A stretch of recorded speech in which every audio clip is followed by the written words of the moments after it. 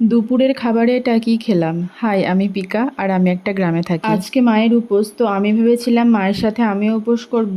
তাই সকালে ঘুম থেকে উঠে অনেকক্ষণ কিছু খাইনি, তারপর প্রচন্ড পরিমাণে খিদে পেয়ে গেছিল, তারপর খেয়ে নিয়েছিলাম একটা হ্যাপি হ্যাপি। আর এদিকে রান্না চাপানো হয়েছে ভাই আর বাবার জন্য মাছ দিয়ে আলু দিয়ে মাছের ঝাল মতন কিছু একটা হবে। প্রথমে আমি আর মা ঠিক করেছিলাম যে বাবাদের জন্য রান্নাটা হয়ে যাওয়ার পর রুটি তরকারি করা হবে, যেটা আমরা দুপুরবেলা খাবো, আর তারপর রাত্রিবেলা করা হবে লুচি। কিন্তু রান্না হতে ডেলিকার যেরকম দেরি হয় সেরকমই হয়েছিল। তো ততক্ষণে দিদা আবার পরোটা ডাল পাঠিয়েছিল, তো সেটাই আমি আর মা একটু খেয়ে নিয়েছিলাম। তারপর মা বললো দুপুরবেলা রুটি বানাতে হবে না, তো এটা খেয়ে নেওয়া যাক, তো রাত্রিবেলা একবারে লুচি বানানো হবে। আর এটা আমি কি খাচ্ছি কেউ কি বুঝতে পারছো? যদি বুঝে থাকো তাহলে কমেন্টে জানিও। তো দুপুরের খাবারটা খাওয়া হয়ে যাওয়ার পর একেবারে সন্ধ্যাবেলা বানানো হলো লুচি আর আলুর তরকারি, আর ভাই বাইরে থেকে এনেছিল কমলাভোগ। তো লুচি খেয়েই রাতের খাবারটা সারলাম। তো এই ছিল আজকের ভিডিওটা কেমন লাগলো কমেন্টে অবশ্যই জানিও।